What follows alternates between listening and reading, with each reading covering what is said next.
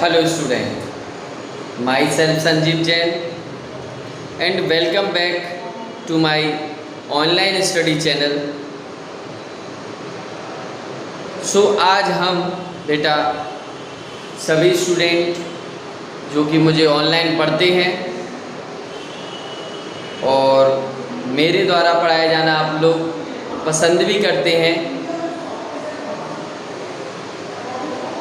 देख रहा हूँ मैं number of subscriber of student increase day by day. So आपके लिए मैं एक बार फिर से class 12 chapter number 3 management and business environment के टॉपिक को लेके आया। ओके, सो सबसे पहले हम इंट्रोडक्शन में मैनेजमेंट और बिजनेस एनवायरनमेंट को अलग अलग समझ लेते हैं। सबसे पहले मैनेजमेंट आप लोग पढ़ ही रहे हैं और मैनेजमेंट होता क्या है, जितनी भी बिजनेस की एक्टिविटीज़ होती हैं उन सबको मैनेज करना, internally externally, left to right, up and down, सारी एक्टिविटीज़, सारे task, that is called management. और मैनेजमेंट का सीधा सीधा फंडा है एक सिस्टमेटिक वे में कोई भी काम को करना, that is a part of management, that is the function of management. Management is a pervasive function, continuous process and universal function, okay, and also dynamic function. So एक बार रिपीट करता हूँ, management is a dynamic, continuous, pervasive function and all the institute and business have must require the management importance is more than and other functions, okay, because of your management is better, the next all the things done by you या us smoothly हो जाएगा, okay। Management help involve planning, organizing, staffing, motivation and also control, okay। So that 5 process of management have done by all the managers of company and business and institution, okay। So firstly we have decided to discuss about management, business and business environment। So हमने सबसे पहले management को देखा, अब we are discussing about business environment. मैं business environment को part में divide करता हूँ। यदि मैं हिंदी में बोलूँ कि बिजनेस एनवायरनमेंट के मैं संधि विकसित करता हूँ तो बिजनेस अलग हो जाएगा और एनवायरनमेंट अलग हो जाएगा। So we are discussing about firstly business. What is business? आपके मन में आ रहा होगा बिजनेस क्या होता है। So for earning profit,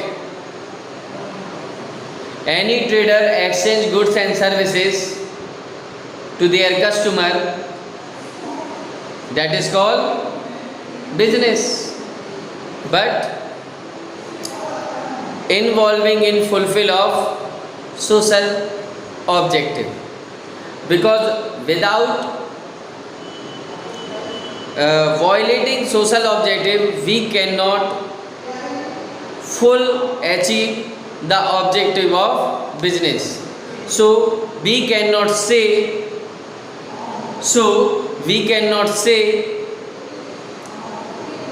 business without social objective, because of हमें ये ध्यान में रखना पड़ता है बेटा कि समाज का कल्याण हो, welfare of society, because of हम सारे प्रोडक्ट हम सारे प्रोडक्ट किसके लिए बनाते हैं? कस्टमर के लिए, और customer is a part of society. So every businessman have things in a mind, okay, कि social welfare first objective is earn profit, but along with the secondary objective of social welfare of the society. Okay student, so business mean for earning profit we exchange goods and services to customer, that is called business. Next part पे आते हैं यदि हम, तो वो होता है क्या? एनवायरमेंट. एनवायरमेंट जनरल हम लैंग्वेज में, यदि मैं खड़ा हुआ हूँ बेटा तो मैं एनवायरनमेंट से घिरा हुआ हूँ. एनवायरनमेंट सराउंड में, ओके, मेरे चारों तरफ है. क्या क्या है? सर एयर है, पानी है, मॉइस्चराइज़र है, बैक्टीरिया है. तो ये तो हो गया जनरली एनवायरनमेंट की बात. क्यों? क्योंकि इस एनवायरनमेंट में ही हमारा जीवन है. सो इस एनवायरनमेंट को हम छोड़ के नहीं जा सकते.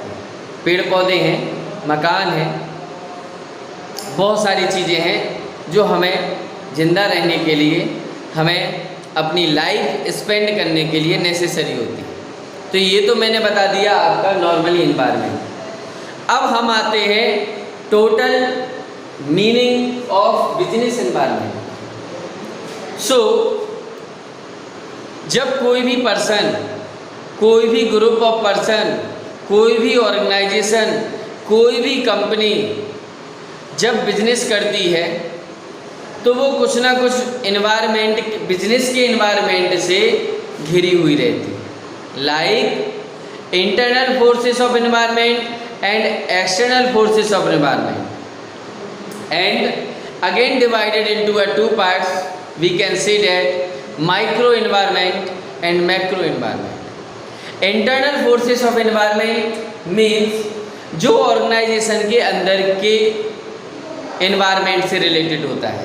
लाइक कस्टमर हैं, एम्प्लॉयज़ हैं, हमारा कल्चर है, ओके. सो ये क्या कहलाते हैं बेटा?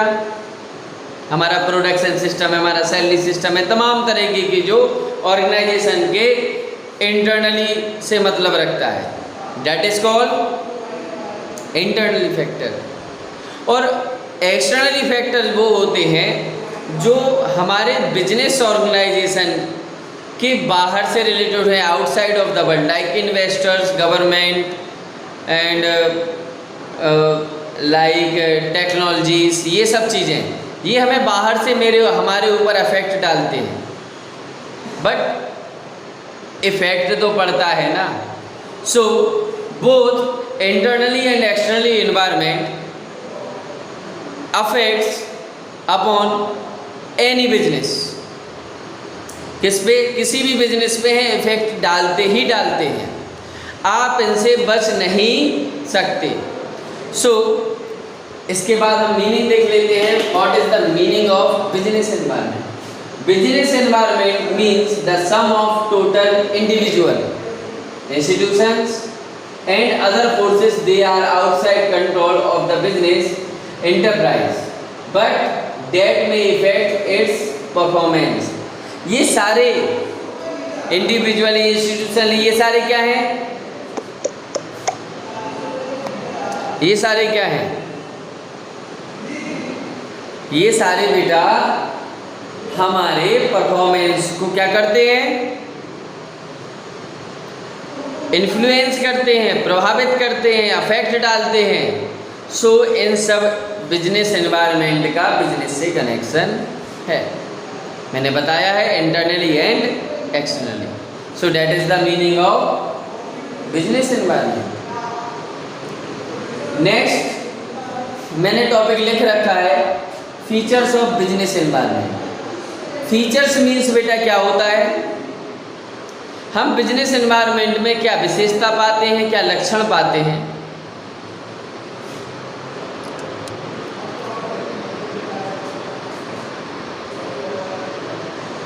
ओके क्या हम विशेषताएं पाते हैं क्या लक्षण पाते हैं, या हमें अपने बिजनेस के चारों तरफ देखने से अगर ऐसे महसूस होता है कि that is my business environment, so वो बिजनेस एनवायरनमेंट हम देखें हम कैसे पहचान सकते हैं।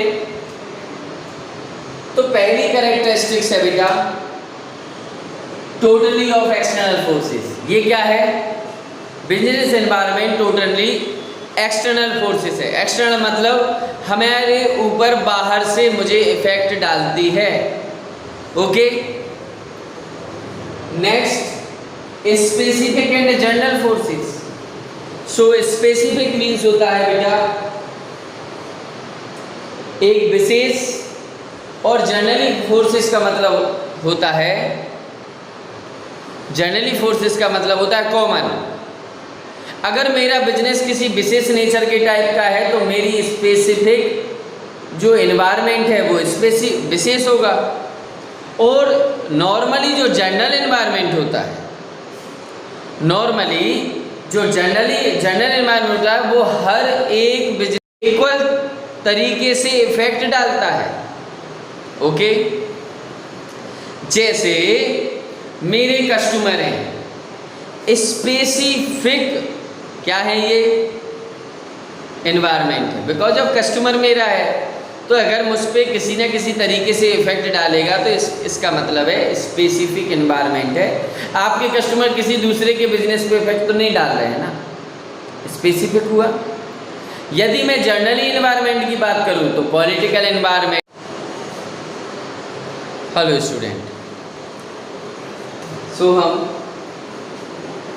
बिजनेस एनवायरनमेंट के फीचर्स को देख रहे थे। फर्स्टली हमने टोटली एक्सटर्नल फोर्सेस को देखा, स्पेसिफिक एंड जनरल फोर्सेस को देखा। अब हमें देखना है थर्ड इंटर रिलेटेडनेस। अब ये इंटर रिलेटेडनेस क्या है? इंटर रिलेटेडनेस का मतलब बेटा होता है कि ये एक दूसरे के कॉम्प्लीमेंट्री हैं और एक दूसरे से इंटरनली कनेक्टेड हैं।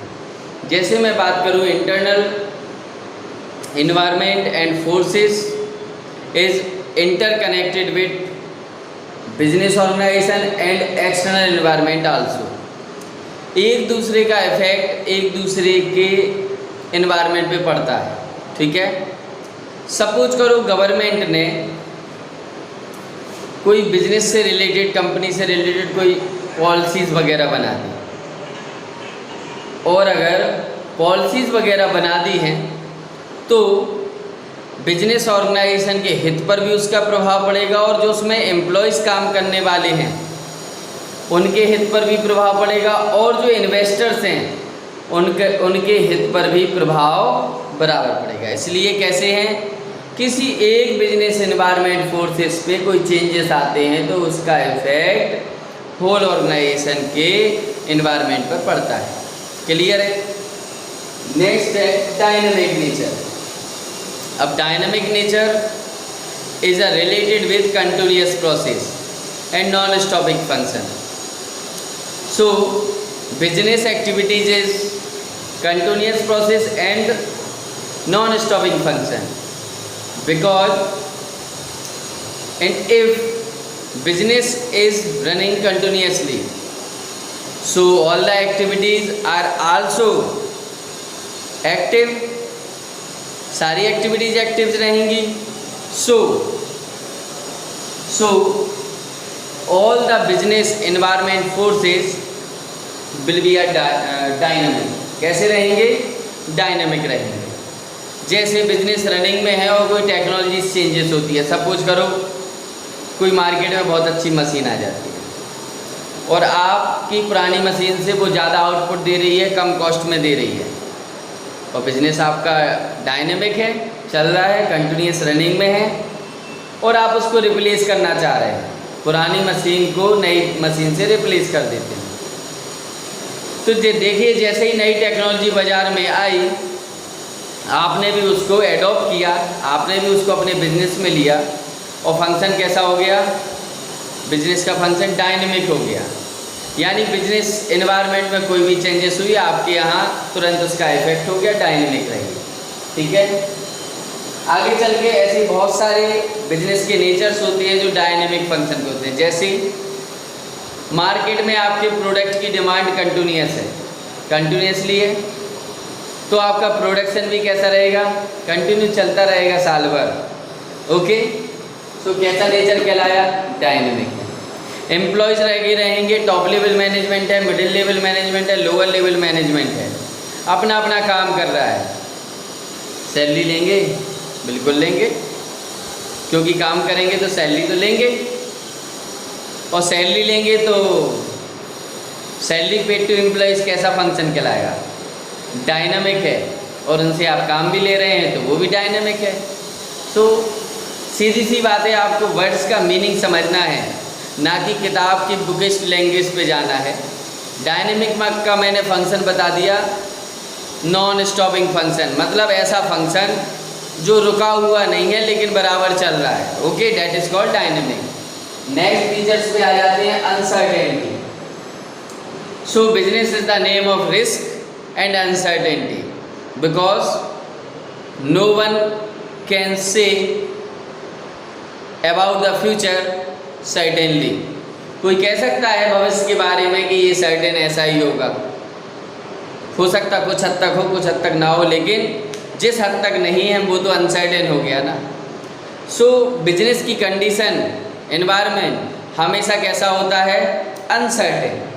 कोई भी चीज़ सर्टेन रूप से, मैंने कहा कि मेरे प्रोडक्ट की demand in a future 2 months में इतनी हो जाएगी, तो क्या सर्टेनली इतनी हो ही जाएगी?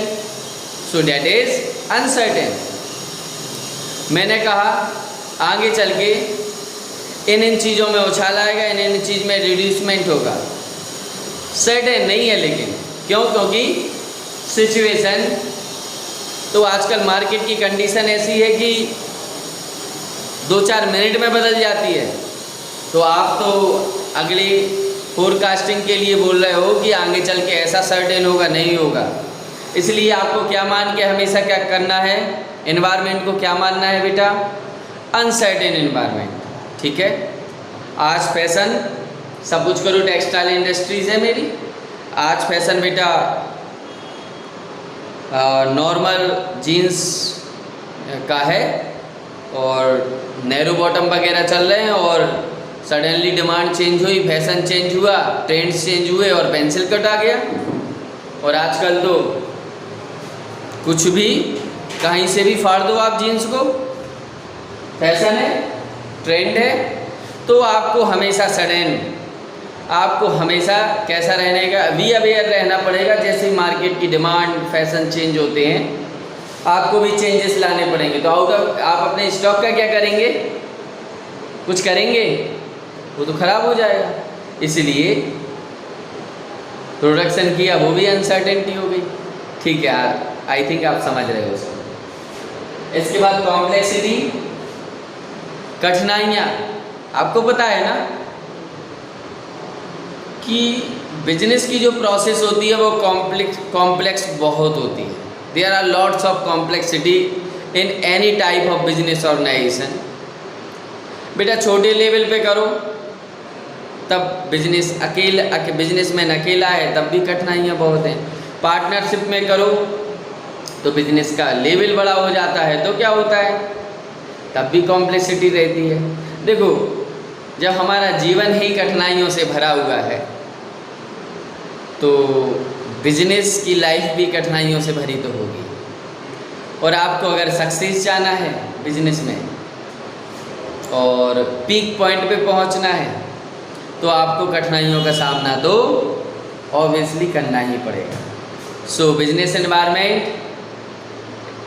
Is full of complexity like political environment, technological environment, social environment. तमाम तरह के जो एनवायरनमेंट होते हैं उनमें क्या है, कॉम्प्लेक्सिटी है। फॉर एग्जांपल मैं ले लेता हूँ यदि कि पॉलिटिकल एनवायरनमेंट, जिस कंट्री का पॉलिटिकल एनवायरनमेंट स्टेबल नहीं होता है वहाँ पर बिजनेसमैनों के लिए तमाम चुनौतियाँ और कठिनाइयाँ भरी होती हैं। क्यों? क्योंकि आए दिन गवर्नमेंट बदल रही है, रूल एंड रेगुलेशन भी बदल रहे हैं, और रूल एंड रेगुलेशन बदलने के साथ साथ ही रूल्स बदलेंगे। नई गवर्नमेंट आएगी, नए तरीके से रूल्स करेगी, नियम बनाएगी, रेगुलेशन लाएगी, तो कठिनाइयाँ आपको तो होंगी ना, नहीं होंगी? बिल्कुल होंगी।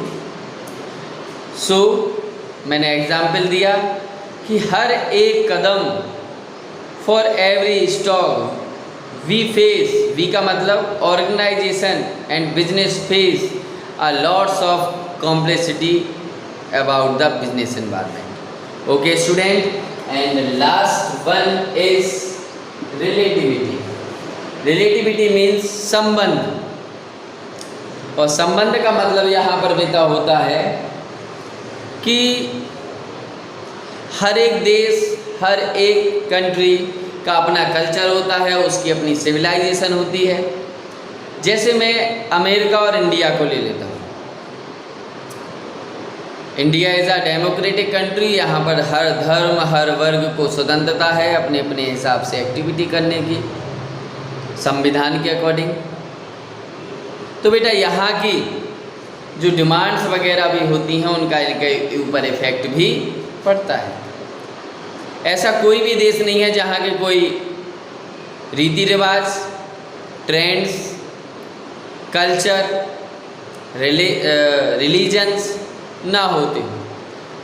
तो सपोज करो अपने यहाँ हिंदू बाहुल है, हिंदू धर्म के लोग ज़्यादा रहते हैं, तो यहाँ के मार्केट पर इफेक्ट भी ज़्यादा किसका रहेगा? Hindus assumption, concept and conventions, मान्यताएं, इनका इफेक्ट रहेगा।